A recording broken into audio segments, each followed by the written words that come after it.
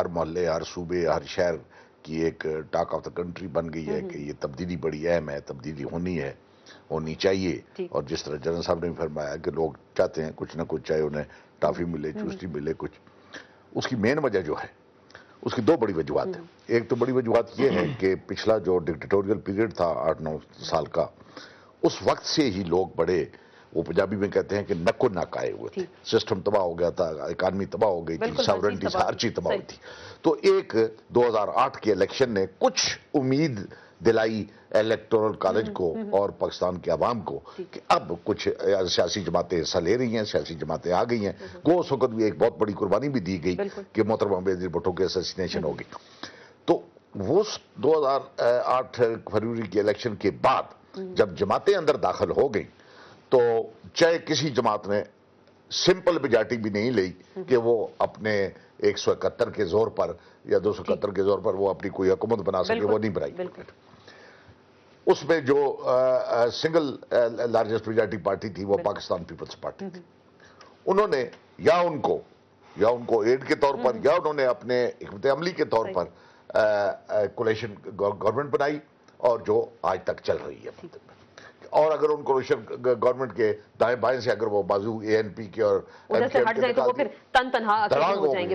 لیکن آپ لوگوں نے اپنی وڈرا کر لی نا، جو 90 ممبرز تھے آپ کے، جو آپ ہم نے وڈرا کے پہلے ہم نے کون سی یونانیمس پرائم منسٹر نہیں، وہ سٹارٹ یہی بات ہے نا. اب آپ کہہ رہے ہیں نا کہ نو کانفیڈنس اگر آتی ہے تو آپ لوگوں نے کہا کہ ہم سپورٹ نہیں کریں. میں بھی عرض کرتا ہوں نا کہ وہ جو ہماری سپورٹ تھی نا، دیکھ رہا وہ سٹارٹ تھا اس تبدیلی کا جو 17-18 کروڑ عوام چاہتے تھے.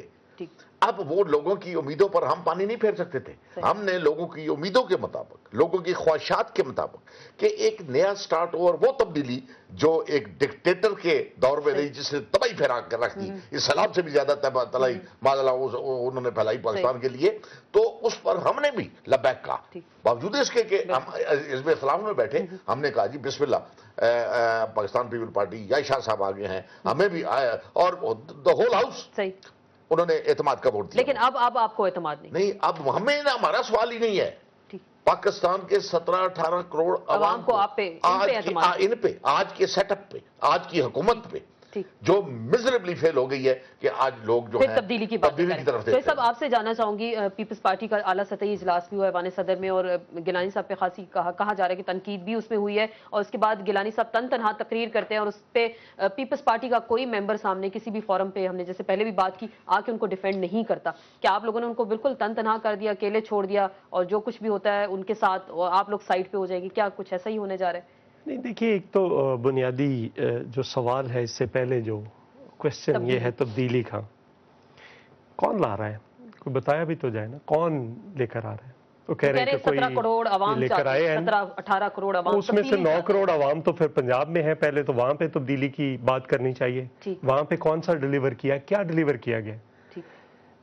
اے این پی ساتھ بیٹھی ہے، وہ بھی ادھر بیٹھی ہے. اگر سب فیلیور ہے تو پنجاب میں بھی ہے، فیلیور ہے تو خیبر پختونخوا میں بھی ہے، فیلیور ہے تو ایم کے ایم ساتھ بیٹھی ہے، پھر ادھر بھی سندھ میں بھی جائیں.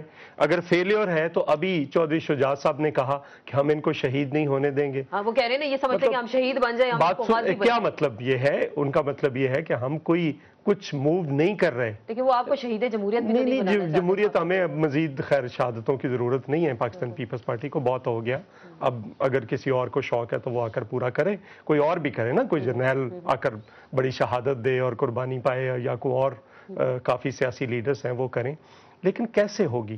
یا تو P M L N announce کرے، چونکہ صرف جو نو کانفیڈنس کی بنیادی ضرورت ہے اس کے لیے جتنے ممبرز چاہیے وہ صرف این کے پاس ہیں، تو این واضح طور پر اناؤنس کرے اور کہے کہ ہم نو کانفیڈنس لے کر آ رہے ہیں، لے کر آئیں.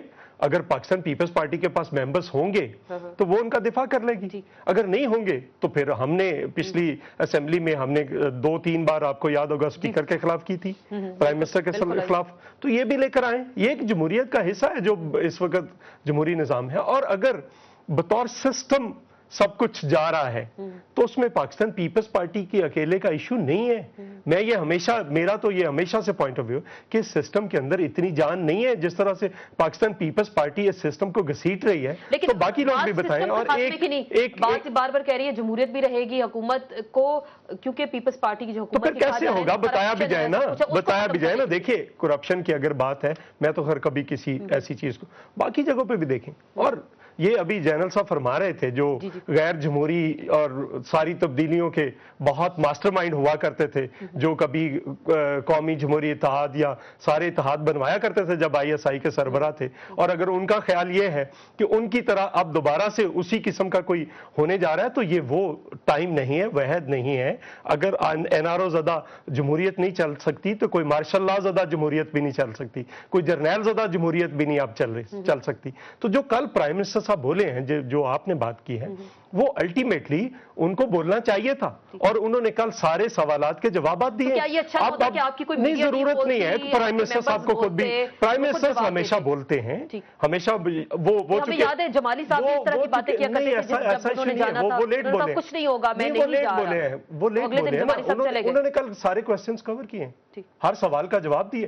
अगर किसी के पास काउंटर है तो वो लेकर आए। चले, आप कह रहे हैं किसी के पास काउंटर है तो वो लेके आए। शाह साहब से भी हम पूछेंगे। जनरल साहब, आपसे मैं जानना चाहूंगी, तब्दीली के हवाले से बात होती है, फौज क्या करेगी इस बार? फौज पीछे बैठ के बैक सीट पे देखेगी, सारे का सारा तमाशा देखेगी, और जो जमहूरी क़ुव्वतें हैं, सियासी जमातें हैं, वो मिलकर खुद से इन हाउस चेंज लेकर आएंगी। आप क्या कह रहे हैं इस पे? आपका तज्जिया क्या कहता है इस हवाले से? जी, मेरा ख्याल है फौज कुछ नहीं करेगी, बिल्कुल इसके अंदर फौज को बिल्कुल नहीं आना चाहिए, मुदाखलत नहीं करनी चाहिए।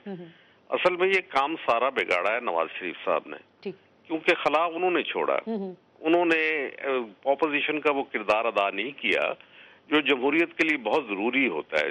जमहूरी निज़ाम जो है चेक एंड बैलेंस का निज़ाम होता है, उसके अंदर अगर पावरफुल ऑपोजिशन मौजूद है तो फिर खला नहीं होता, आवाम की जो भड़ास है दिलों की वो निकलती रहती है।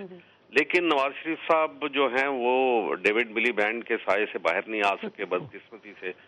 तो अगर ये NRO ज़दा हुकूमत है तो दूसरी तरफ भी ऑपोजिशन भी किसी तरीके से भी अपने आप को मुबर्रा नहीं कह सकती कि वो दबाव के तले है। तो फिर जनरल साहब, इस पे फिर एक डिबेट जब ये करते हैं कि जी हम तब्दीली लेके आएंगे, जमहूरी तरीके से होगी, तो नंबर्स भी इनके पास पूरे नहीं है, तो फिर ये शोशा छोड़ा क्यों जा रहा है कि इन हाउस हम तब्दीली लेके आएंगे? मेरा ख्याल है कि नवाज शरीफ साहब को अपना रवैया जो है वो बदलना पड़ेगा, उनको बदलने जा रहे हैं। गालिबन उन्होंने सिग्नल भी भेजे हैं, मेरा ख्याल है प्रिंस मैकरन भी आ रहे हैं, बिल्कुल नेक्स्ट वीक आ रहे हैं। हाँ, तो वो इसी हवाले से आ रहे होंगे कि ये उनको कहते होंगे कि अभी मुझे आजाद कर दो बाबा, बहुत बात तो बन गई आगे। अगर ये आजाद होके सही मायनों में अपना ऑपोजिशन का किरदार अदा करते हैं तो फिर जमहूरियत में होता रहता है, ऊंच नीच होती रहती है, इसमें ऐसी कोई बात नहीं। बिल्कुल, आप अभी मंजूर साहब फरमा रहे थे, अभी मैं क्या बताऊं इनको कि हमने जो काम किया वो एक मजबूरी की थी और हमने जमहूरियत की गाड़ी को डिरेल नहीं किया, उसको 92 सीट्स के साथ मोहतरमा बेनजीर को हुकूमत दिलवाई और हमने कहा कि हम आपकी जमहूरियत को परवान चढ़ना चाहते हैं। हमारा ये एक लंबी दास्तान है, इस पे हम मजीद भी बात करेंगे। नून लीग से भी इसका जवाब चाहेंगे, शाह साहब से भी बात करेंगे कि मुस्लिम लीग नून का क्या किरदार रहा? फ्रेंडली अपोजिशन 2.5 साल तो रही, और अब जब अपोजिशन के तौर पे सामने आ रहे हैं और कहा जा रहा है कि प्रिंस मैकरन भी आ रहे हैं पाकिस्तान, और जो मुआहदा था जिलावतनी का हो सकता है वो भी खत्म होने जा रहा है, तो तब मियां साहब ने कुछ इस तरह की बातें की। शाह साहब से इन सवालों का जवाब लेंगे लेकिन एक ब्रेक के बाद।